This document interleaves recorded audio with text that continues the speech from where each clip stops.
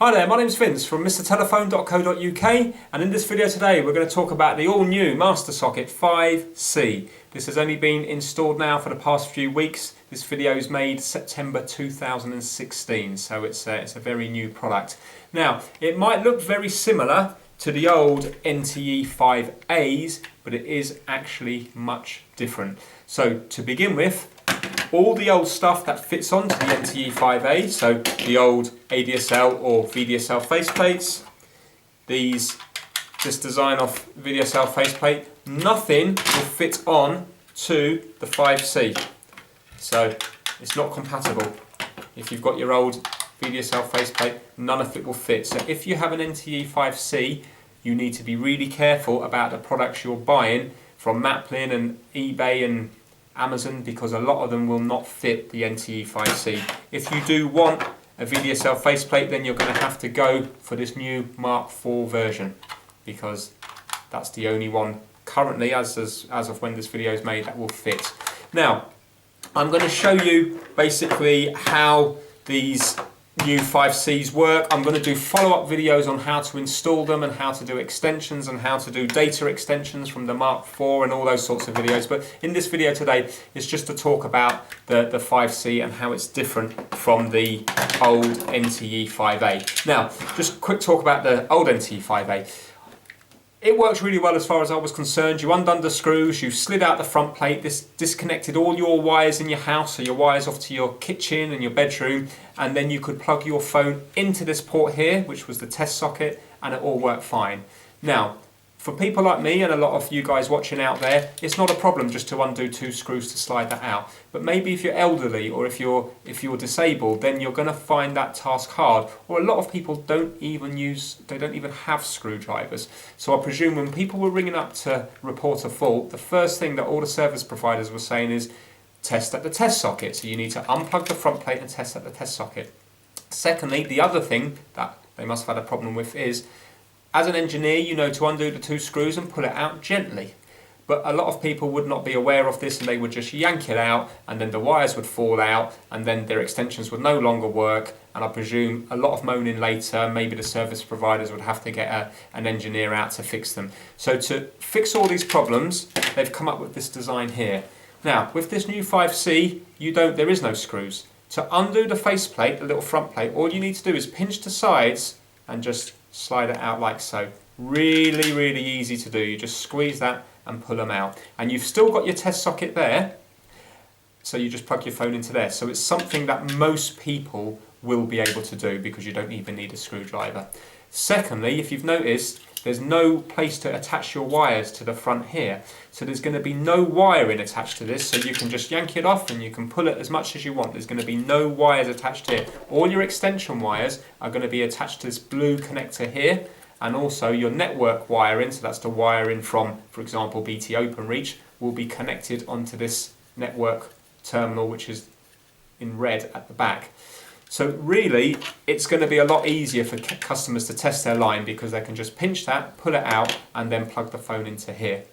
Now, as well as that, they've kind of made it kind of idiot-proof as far as the engineers are concerned. Now, normally when you're dealing with IDC connections, that's these connections here, you put your wire in and then you have your punch-down tool and you punch down on top. Now, I think it works really, really well. But if you were to put the tool at an angle when you punch it in, you have got a chance of spreading those metal V's. So when the wire goes in, it either doesn't cut the wire properly, or it cuts it, but it's not a good connection. So if you use it properly, these connections are fantastic, but they're not idiot-proof. And really, these have now become idiot-proof because all you have to do is lift them up, you put your wires all the way into the ends. So you push your wires into each hole, you put them all the way into the end because there's another hole. So basically you have a hole here, but then a hole at the back as well. So as long as your wires go through both holes, all you have to then do is clamp it down. You don't need any tools. It doesn't matter. You don't have to worry about the tool getting inserted at an angle or not done properly. That's all you have to do. Push the wires through both holes and clamp it down, and that has made a good connection. Also, apparently, these are slightly better if there's like moisture or condensation. So maybe if the wall's ever so slightly damp, then this connection apparently offers a little bit more protection than something like this. But in reality, most houses are dry, and when you're fitting this on the wall, I mean, I think these work really well. If you think about all the data sockets out there in all the offices around the world, they all use IDC connections. So I think it's more a way of kind of dumbing it down so people can't get it wrong. Again, with the front here, so exactly the same principle. You flip that open, you push your wires through both holes, so the hole there and the hole at the back, and then you just clamp it down, and it's labelled up 5, 3 and 2, just like the old NTE5 faceplates. So they've got the numbers on 2, 3 and 5, and again you've got 5, 3 and 2, or 2, 3 and 5, however you read it. So it does work well.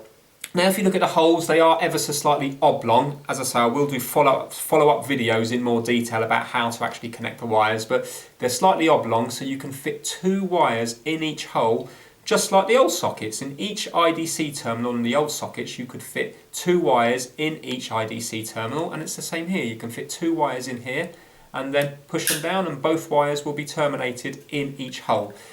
The problem, as you might find when I do a future video, is when the wires go in, they have to be nice and straight. If they're twisted around each other and you try to push this down, sometimes one of the wires doesn't contact properly. So that's something to look out for. When you're pushing them in there, it has to be nice, and they have to be nice and straight and on top of each other, not twisted round. They have to be sat on top of each other. Now, you might be thinking, how does this work as a test socket? Because if all your wiring is connected onto here, how is it a demarcation between the network wiring and your extension wiring? Because it was obvious on the old one, you had all your wires going off to your kitchen or your bedroom or your office on this bit here, and physically, so the line would come onto here, and then it would travel through the test socket onto here, which would then make this live. So by unplugging this, it makes this dead. So you're testing purely the wires going off onto the street towards a telephone exchange. So it became really obvious that by unplugging this, you're disconnecting your extensions from the line. But now, when you unplug this, there is no wires connected, so how does it work? Well, this is where this socket is actually, it's a clever bit of design, and I do like this. If you have a look, hopefully you'll be able to see it if I keep it nice and steady. In this hole here, you can fit a normal BT plug into it, because that's what it's designed for. But if you have a look, there's terminals up the top, and there's also, sorry, not terminals, there's little metal prongs up the top, but there's also metal prongs down the bottom as well. And that's unusual, because normally on the telephone sockets, if you have a look at this old test socket here, you only have the gold contacts up the top, and there's nothing on the bottom. Hopefully the camera can pick that up. Yeah. But on this one, they're top and bottom. And the reason is that the wires, your extension wires that are connected to the blue contacts here, only travel as far as the bottom contacts up here. Your network wires that are connected to the red terminals up here only go as far as the top prongs, the top contacts on here. So the bottom contacts are your extension wiring, and the top contacts are the network wiring.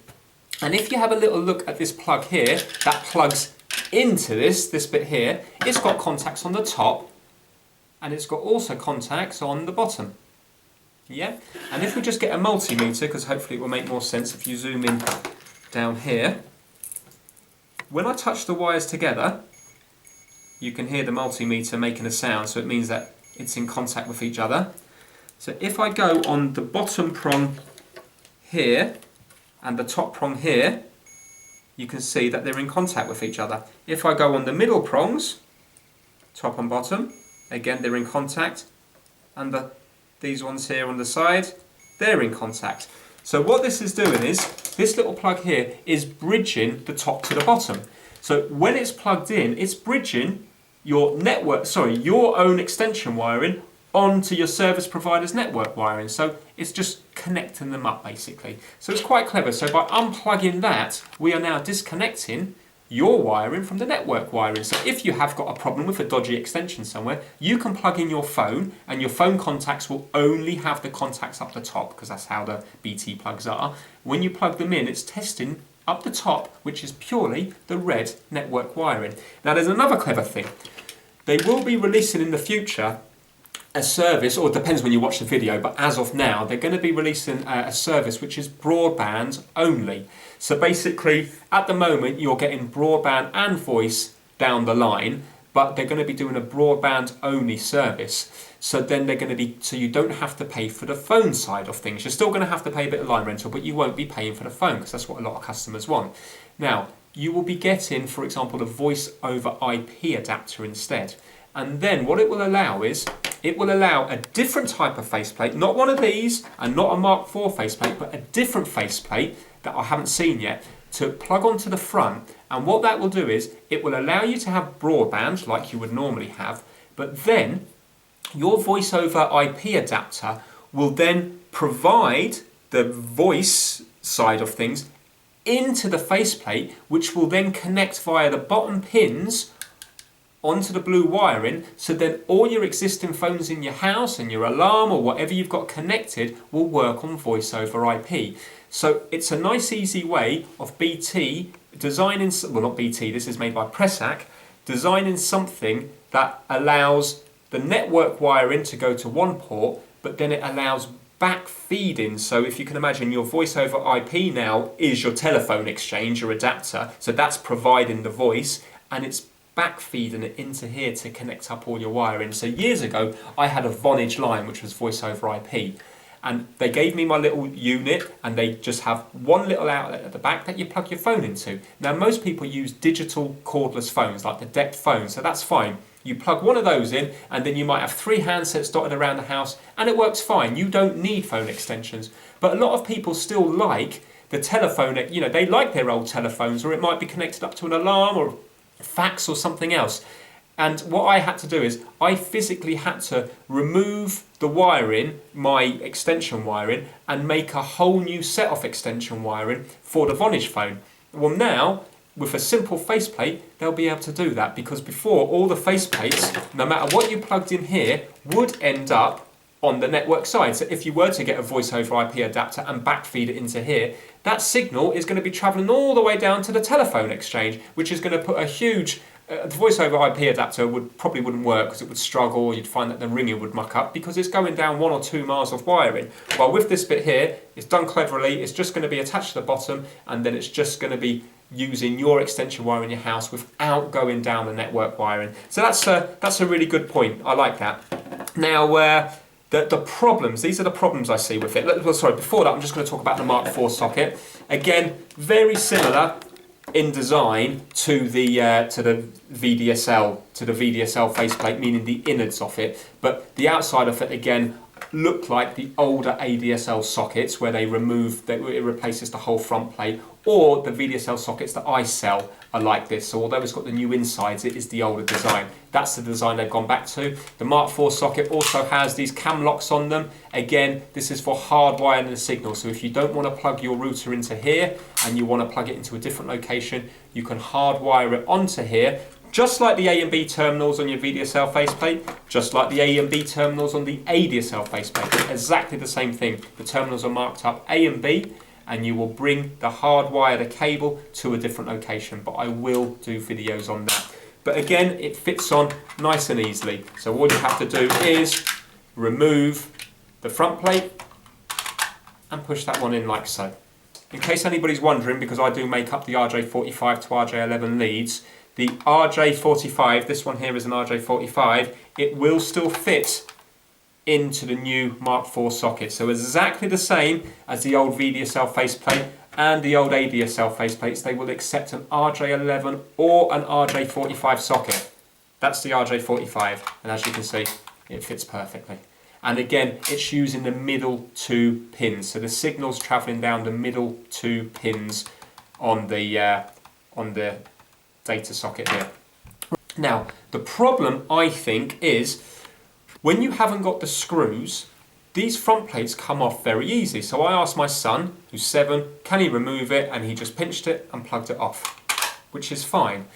But your kids might be mucking about with it to begin with. So if it was to be unplugged from here, obviously the broadband's not going to work anymore until you plug it back in. The other thing, if this is in the hallway, it's going to be, if it's mounted on a back box like this, a surface back box, that sticks out quite a lot from the wall. And if you're hoovering or the hallway's small and you're knocking against it, there's going to be more chance of that getting knocked, and then this is going to start to come off. So although you do need to pinch to take it off, sometimes if you just yank it off, there you go, I didn't pinch the side. So my thumbs are here and here, I'm not touching the side, and if it's done correctly, it can pull straight off without even pinching the side. So yes, if you just knock it, chances are it's just going to knock off that side and you can just knock it back, or knock off that side and you can knock it back. But look, it is actually very easy to remove even without pinching the side. So although it's good, I think that's also a bad thing, because if you're moving furniture and it gets waxed, I can see quite a lot of these breaking because it was the, or hoovering, it was the screws that made these ones secure. So I don't know when these are installed everywhere if that's going to cause a lot of problems, because to me it comes off a little bit too easy. So if I'm using the top and bottom, you can still, well, I'm not saying it's easy, but you can see there that you don't always have to pinch the sides to remove it. Yeah, slightly harder on these ones because there's less to grip onto, but you can still see if it gets knocked, it starts to come off. You know, but I suppose if that does happen, what you can do is you can just move them a little bit to make it grip a bit better. So yeah, so that's one downside I can see with it. Also, the other downside, it's been designed in a way that they want you to take the extensions out the bottom, straight out the bottom. So your terminals are here, and there's a little cable tie here. So you put your cable on, like so, put it in there, and then it comes out the bottom here, which is, you know, which is fine. Just like the old NTE5, they had a little outlet for putting the cable straight on the bottom here. But the big difference that I can see, and maybe there's some BT engineers watching this and they might have a solution, because right now I can't work out an easy solution apart from crimping all the wires in the back box and bringing them around to the front. But if you have a look here, there's a huge amount of room to bring the wires through. So you can use Cat5e cable coming through here, two pair telephone cable. You might have some drop wire feeding an office in your shed that's going overhead. That's really thick cable. You can still fit it all in here because there's plenty of room to get to the terminals. So when you bring your cables in through your back box or through one of the knockouts, when your cables are in here, there's loads of room to terminate them onto the front, and there's never been a problem doing it that way. But as far as I can see with this, there's no room, because you've only got this small gap here to bring the wires through. So imagine now all your wires are in this back box. There's only a small gap here to put the wires through, and the actual terminals are on this side over here. So your terminals are here, the blue terminals where my finger is. So the wires need to be over this side. Yet when I plug in this front plate, you can see that the hole's on this side. So when you bring the wires through, there's no room, very little room to get the wires over here. The only room is just underneath here, this section here. So you've got a tiny little bit here, and then trying to get the wires up here. Now you might get away with one cable, but there's no way you're going to get away with putting two Cat5e cables there and cable tying them and getting them on there. Because remember, when you're cable tying, you shouldn't really be just cable tying the wires, you should be cable tying the sheath. So this really has only been designed for the wires to go down there and to follow the cutout there, and then it will fit. But if you're bringing the wires through your back box, which is the case in most houses, and trying to get it through here, there's not going to be enough room to get that wire to feed it down there and up into there while cable tying it. So I think engineers are going to struggle on that one. As I say, it's fine on a new build, or if it's all new work, because you will just bring the cable down there. But if you're retrofitting this to a socket where you've already got two extensions in the back here, or you might have more, you might have three extensions that they then pieced through onto two extensions, because on here there was plenty of room on the old ones to work with that. And secondly, you had screws, so even if it was a little bit loose, a little bit tightly packed, as you screwed it, it would normally push it in. But there's no way that those clips are going to be strong enough to push two Cat5e cables in. It's just going to end up like that.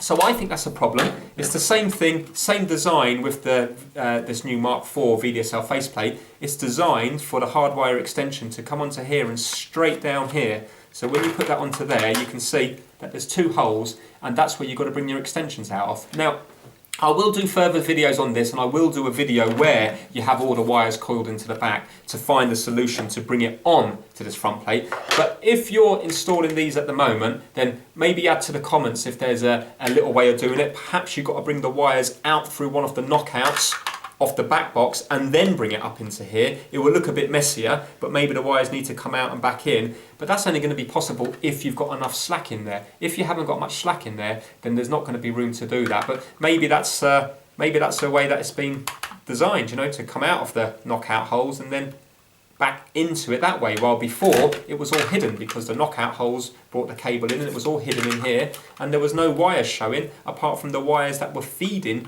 the box itself, or if you were coming through a wall, there was no wire shown at all. But I don't understand how you're going to come through a wall and get the wires there through there. There's just not enough room. So that's something I have to look into more.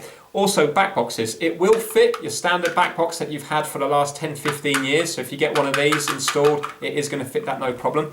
Apparently there is a problem with the metal back boxes. So you know the back boxes, the electrical ones that are sunk into the wall, so in a new build property, for example. Because if you have a look at the old NTE5 master socket, there's plenty of room at the top, because a lot of the metal back boxes just have the lugs at the side, which is fine. But some of them have lugs at the top and bottom as well. And it looks to me as if you're going to have to knock the top lug in, because on this old master socket it will fit fine because there's plenty of room for those top and bottom lugs. But if you have a look at the new one, there's just about enough room at the bottom, but there's not enough room at the top because of this unit here. So if you look at the side, this unit sticks out more than the actual socket. So the socket's going to be flush on the wall here, but this unit sticks out. So as you can see, if you imagine a metal lug on an electrical back box sticking down there, there's not going to be room for it. So it's not such a big deal. Just get a hammer and a little cold chisel or a blunt screwdriver that you don't really use much, and just tap that metal lug back in towards the back box. You may get a bit of cracking on your plaster, but there's not much else you can do because that's the way that this has been designed.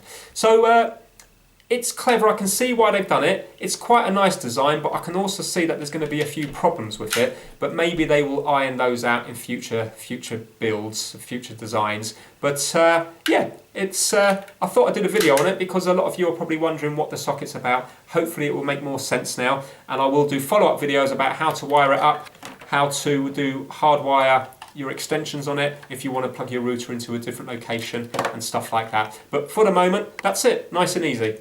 Unplug it, test socket there, extension socket there, network point there, and the cam locks just open up, push the wires in and close them. So all very simple. Now, as I say, I can't sell these ones because of the Openreach branding. I can't get these ones unbranded at the moment. So for the foreseeable future, I won't be able to sell these. But hopefully in the future, maybe Pressac will make them unbranded for resellers such as myself. But at the moment, I can't. You won't be able to buy these from me because they've got all the Openreach branded on them. So they're only for Openreach. This is, yeah, if you want other products though, not these, but other telecom and networking products, please check out www.mrtelephone.co.uk. Thanks a lot for watching. Give it a thumbs up if you like it. Please subscribe if you want more how-to videos. Take care now. Bye.